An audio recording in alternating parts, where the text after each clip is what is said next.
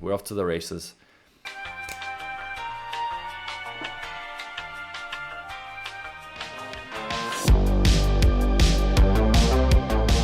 What's going on, gamers? It's Hexdrinker MTG and welcome to another standard deck tech and playthrough.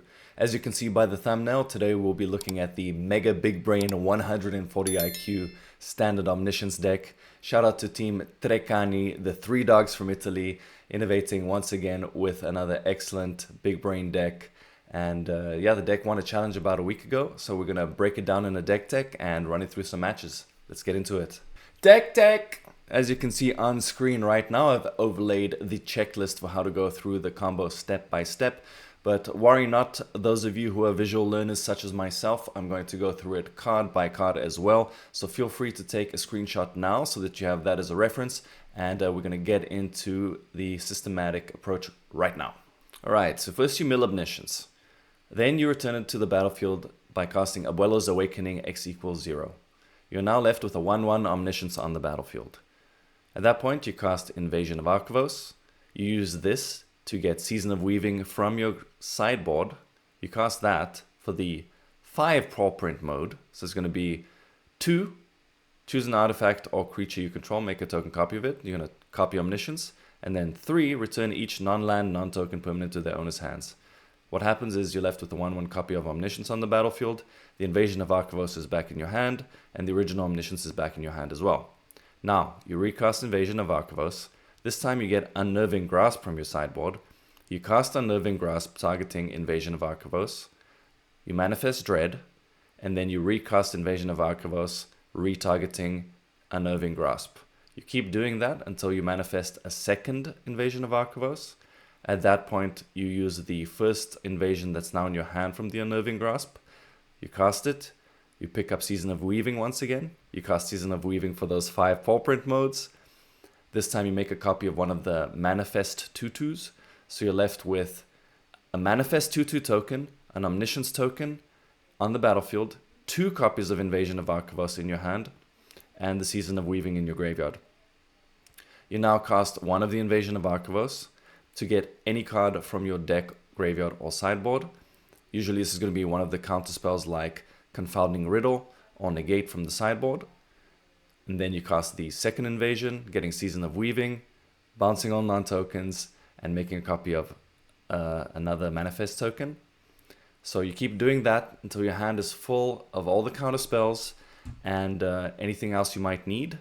You're going to end the turn with 10 plus Manifest Dread tokens on the battlefield, 2 Invasion of Arcavios in play, your Omniscience token in play, probably the Omniscience that's in your hand as well, just to be safe, and then a handful of counter spells and a Season of Weaving.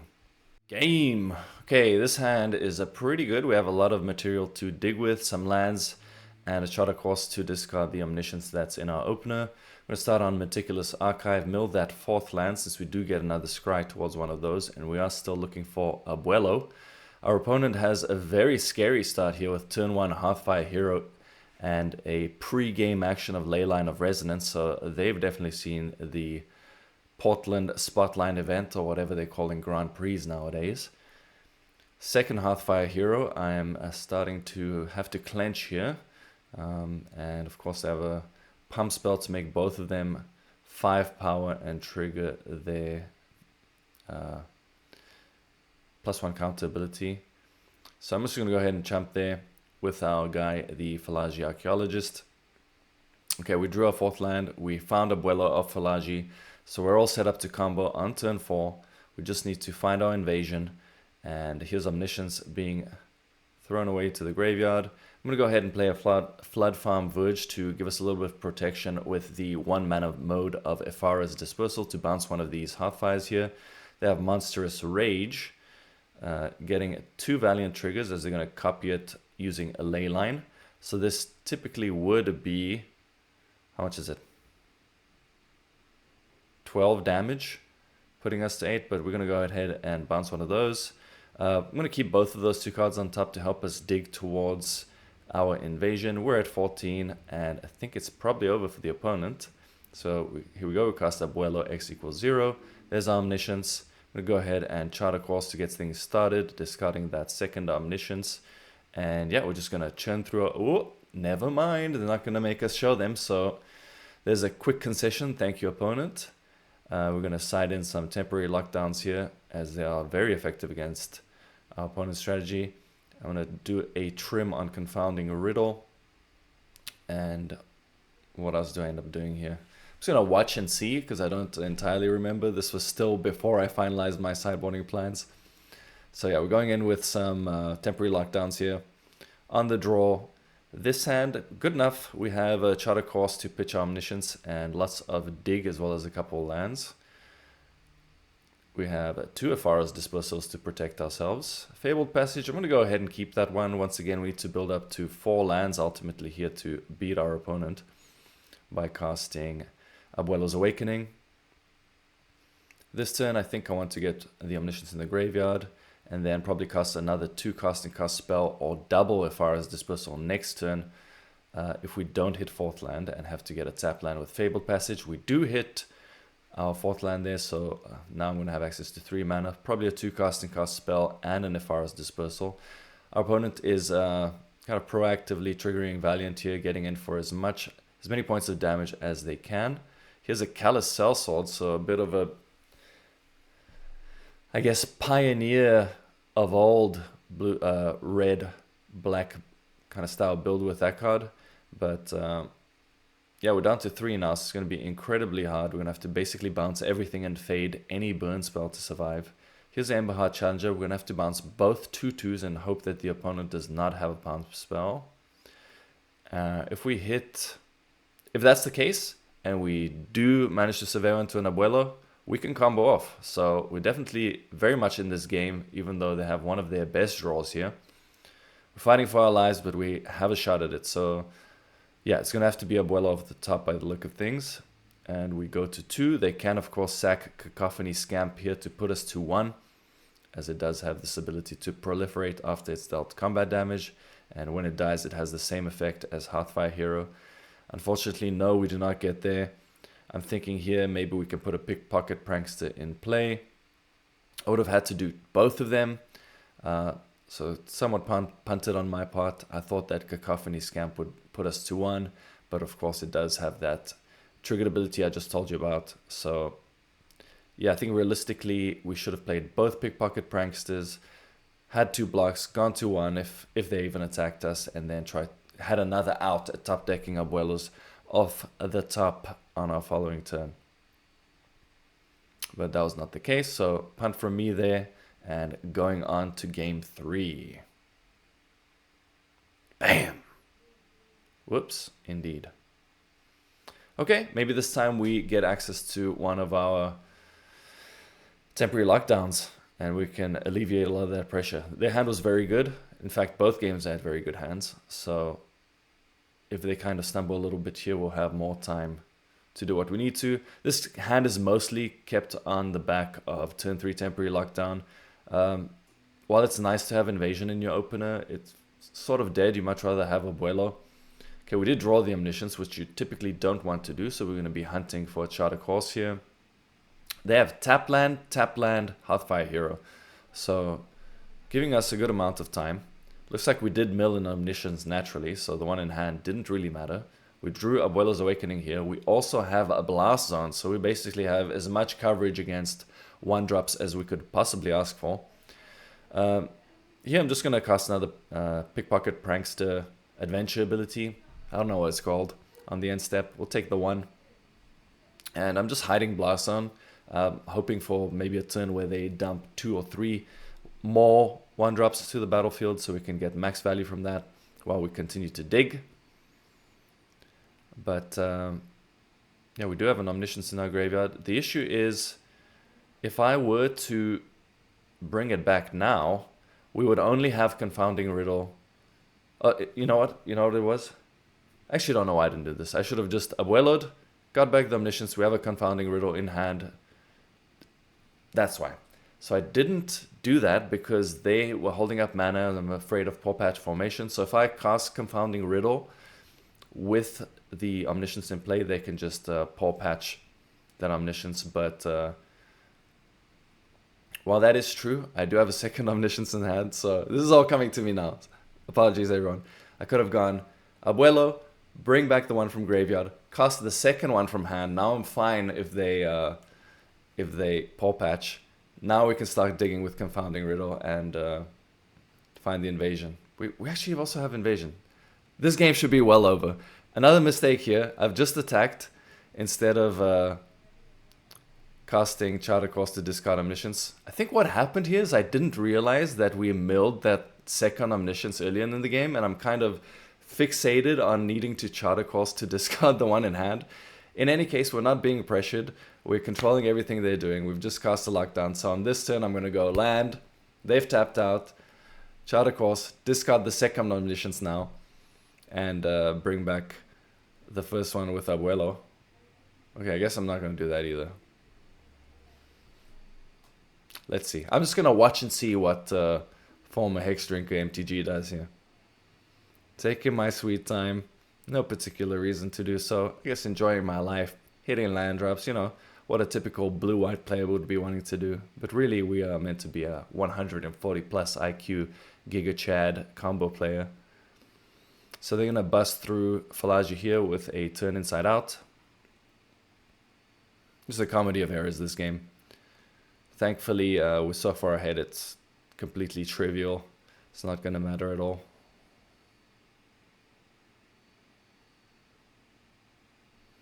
Okay, end step, moment of truth.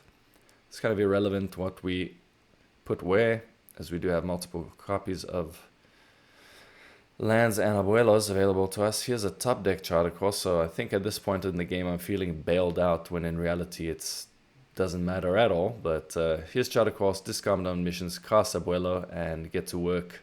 But our opponent was kind enough to scoop in game one. Hopefully they'll do the same here. They do. Respect. Okay, match number 2. On the play once again, very fortunate. This hand, quite good, I would say. We do need to hit another basic to get access to both colors of mana without having to fix through Conduit Pylon. Fortunately, there is a basic on top. And there's Warden of the Inner Sky. So this is some sort of Convoke strategy that we're up against. I'll put down a blocker immediately and get to work to trying to find our Omniscience. We do find the first piece of the puzzle in Abuelo's Awakening. Wake up, Grandpa. Our opponent has Spyglass Siren into Gleeful Demolition. But wait, there's more. Knight Errant of Eos. So that's pretty much the best turn 2 start you can get with the Convoke deck. Fortunately, we are on the play, so maybe we have a chance here. It's looking like we're going to cast Picklock Prankster on end step to mill ourselves and bounce one of these creatures, as well as block with our Fallaji. And yeah, I mean, if we mill Omniscience, we're good to go next turn. Assuming that we have enough gas to try and find our invasion as well. Here's Novice Inspector for the opponent. It's looking like they're going to scry with Warden of the Inner Sky. So they do go down a 1/1 Goblin as far as available attackers. They scry to the top. And yeah, that's just how good their draw is this game, right? But will it matter since they are not going to interact with us? So I'm going to start off by casting Free the Fae. That's the adventure mode. No Omniscience Mill. Here is Ephara's Dispersal bouncing Knight Errant. And last card on top, Omniscience. Never didn't have it. So, it's going to block one of these 1/1s and then go to town. So we need to top deck some sort of action that's going to help us dig here. As, cool, you have an Omniscience in play, but you're staring down a massive, potentially lethal board. And, you know, we need to find our invasion. So if we can get something like a Moment of Truth and chain into Moment of Truth, and chain that into additional draw until we find our invasion, maybe we can win this crazy game here. So it's going to be potentially another turn 4. Let's see if we brick. Okay, we have a Fallaji, so we get to keep going. Cast Fallaji. This can, of course, return invasion from your graveyard to your hand. Free the Fae cannot. Okay, so we hit Ephara's Dispersal. We'll bounce a Fallaji, scry, and then recast and mill again. 2 bricks. Can we keep it going? Fallaji again. And 2, 3. Okay, we get to keep going. Moment of Truth digs 3. Charter Course digs 2. We'll take Moment of Truth. And double invasion. We're off to the races.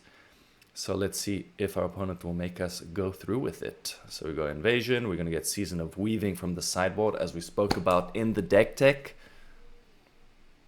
There's Season of Weaving, and yeah, let's do it. Let's do the thing.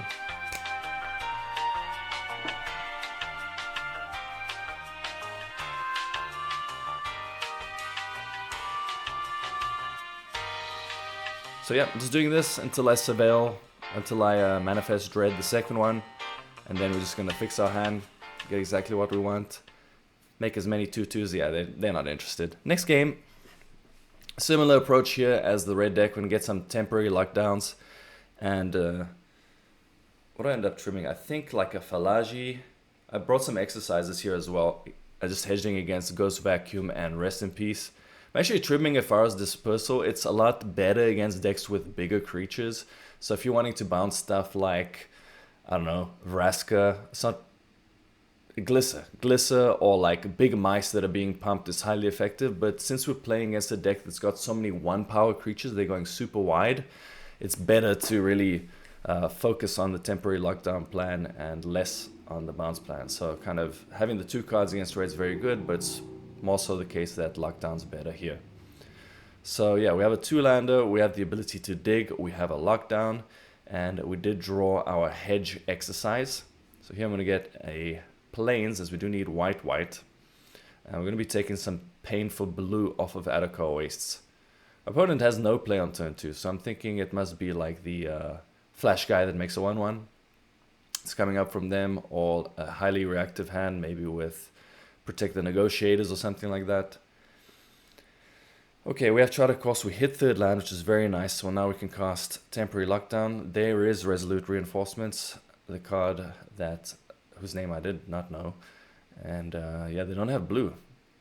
Still a pretty strong turn 3 for them. Knight Errant of Eos. They get to put up to 2 casting cost or less creatures into their hand. They find Warden and another copy of Resolute Reinforcements. So they're still off to the races. They're going to be pressuring us quite nicely. Take the opportunity here to get rid of Knight Errant and give ourselves time. I want them to commit more to the battlefield, so our temporary lockdown is extra effective. And it's looking like they're going to do exactly that. Warden comes in and scries, and it's looking like they will hold up reinforcements. So that's not really enough pressure to bother us that much. I'm just going to cast 2 casting cost spells in this turn, and then probably cast a lockdown next turn. So I think if they were to play the 3/2 haster that pumps everyone on this turn, how much would we take? 2, 4, 6, 8, 11, and 4 is not enough to kill us. So it made sense to maybe make the play that I wanted. Here they'll probably take lockdown, which will let us dig to 5th land, and then we still have the out of casting lockdown the following turn, as Invasion of Arcavios exiles that from our hand. They're going to attack it and us, flipping it, getting counters on their guys, and pumping their team. It is a bit scary that they're holding up 2 mana, including a blue, so Protect the Negotiators will ruin our plans of locking them down temporarily. Right, end step, Moment of Truth. Here's 5th land. I think I will take that. I'm going to put the Seachrome Coast in the graveyard. I don't want to be drawing any more tap lands if I can help it for the rest of the game. Here's Free the Fae, trying to mill Omniscience and find Abuelo. We do find Abuelo. And yeah, now we're going to lock down, and we have time to mill that Omniscience as well. So here's 5th land. We're going to go ahead and find 2nd island. And that should buy us plenty of time. I guess there's no Negate in hand or Protect the Negotiators. So there's a clean 2-0 win against Jeskai Convoke. Moving on to match number 3. On the play once again, we're truly blessed today, as opposed to my RCQ last week where I think I was 1 of 5 in die rolls. So it all equals out in the end. Okay, we have Archive turn 1, milling Omniscience. Hello! Talk about a high roll. We're talking about dice. Opponent starting on a high roll of their own with Llanowar Elves into turn 2 Unholy Annex. And we are simply looking for Abuelo's Awakening at this point. We miss on Fallaji. And we are going to surveil an Ephara's Dispersal to the graveyard, as we already have one. We don't want to get as deep as possible. They're holding up on their end step. So let's see what they have. I'm just going to pass back. Holding up Confounding Riddle for something like a Sheoldred, possibly. Otherwise, we'll try and dig with Free the Fae into maybe a Moment of Truth if we can find that. And on end step, with the Unholy Annex trigger on the stack, we do find Abuelo's Awakening.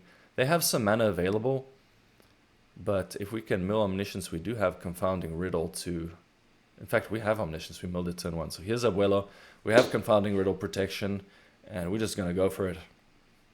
They're not interested in what we're going to do, but they do know that we have Omniscience coming into play. So they give up, and we go to sideboarding. So against black-green, just a little bit of a hedge there in case they bring in Ghost Vacuum. I brought in an Exorcise that does kill stuff like Sheoldred. Typically they're dealing with the graveyard with stuff like Scavenging Ooze and the Tranquil Frillback. We do play Blast Zone in the deck that I didn't mention in the deck tech that does deal with those cards. And here the opponent has turn 2 Glissa. Our hand has lands and spells and the ability to dig towards our combo, so that was a clear keep for us. Here I think I'm just going to let Glissa hit us and let them draw a card. We will dig with Free the Fae. And then next turn we have access to 3 mana, so we'll do the same and bounce Glissa. That's the plan at least. Let's see, they have Unholy Annex and no third land. After drawing, oh they do, it's a tap land. Restless Cottage, that's another way to attack our graveyard, so it's something to be conscious of when playing against black-green and milling your Omniscience too early, so maybe you can set it up in a way where you can deal with the cottage, discard Omniscience, and bring it back. So, let's see, yeah, if you can same turn it, or maybe have a Confounding Riddle to bounce the cottage before it exiles your Omniscience. Or you just stuck up on 2 Omnisciences, but now you're kind of weak to Scavenging Ooze and Tranquil Throwback. Okay, so we see their Restless Cottage, we have an Omniscience in hand. And we're going to go main phase Pickpocket Prankster. We do find Charter Course, we're going to pitch this Omniscience and we'll see if they end up activating Restless Cottage. We're actually pretty far behind here. As they can, of course, activate, but they're pressuring with Demon and duressing us. Our Abuelo gets stripped from our hand, and now even if we wanted to go for it, we cannot. So I'm just going to try and deploy some chump blocking while holding up Confounding Riddle to either dig or counter. We're going to counter here to try and survive. It's game 2, so let's see if they kept any other removal besides... Oh, they have Terra Sunder. That makes a lot of sense. So we get clapped. Going into game 3, no changes for us. We'll just try and do better. This hand, decent, not amazing. Of course, we have the Omniscience in hand, so it's as if we mulligan, but we do have 3 lands with ways to dig and an Exorcise. They take the Exorcise. It's curious. I guess it is duress, so they're not interested in Omniscience. And we only just drew the Abuelo now, so that makes a lot of sense. We Pickpocket Prankster into Charter Course, so now we can get rid of that Omniscience and set ourselves up to go for it next turn. If we don't find a Confounding Riddle, we can still Awakening into Omniscience and have access to Free the Fae in response to a removal spell for our Omniscience. But our opponent just goes for it. They don't know that we drew the Abuelo. And here we go, turn 4, Omniscience on the play. Digging towards our invasion. We missed there on the first one. Here is a Free the Fae into Confounding Riddle. We continue to dig. Remember that Free the Fae does not find invasion, it just mills it. And of course we do find it off of Confounding Riddle and we're off to the races. So pretty clean little 3 matches here. Hopefully this lets you guys know how to play the deck. I find it very interesting and incredibly smart. Like, imagine coming up with a puzzle. I don't know, just some people's minds work differently. So thanks again to Team Trecani.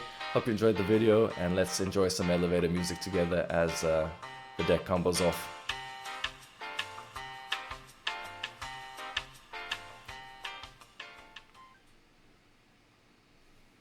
And that does it for the games. If you enjoyed this video, you can check out this channel's other videos by clicking right here. And if you would like YouTube to serve you up more of my content as I put it out there, the best way to do so, subscribe to the channel. Thanks for watching. I'll catch you in the next one.